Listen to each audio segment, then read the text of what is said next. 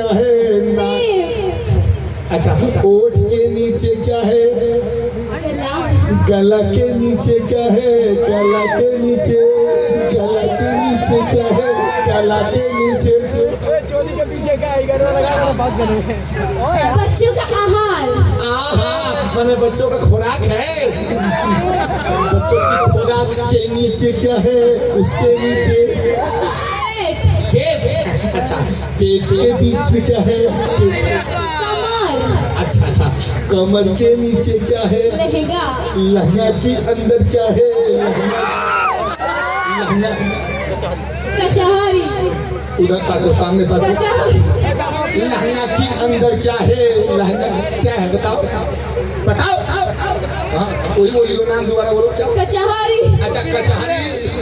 ये आपका कचहरी कब खुलता है? गवर्नमेंट का दिन में खुलता है, मेरा कचहरी रात में खुलता है। अच्छा, गवर्नमेंट का कचहरी दिन में खुलता है और आपका कचहरी रात में खुलता है। तो ये गाँव का प्रधान बनो, मिला हम हल वही में करवा दें।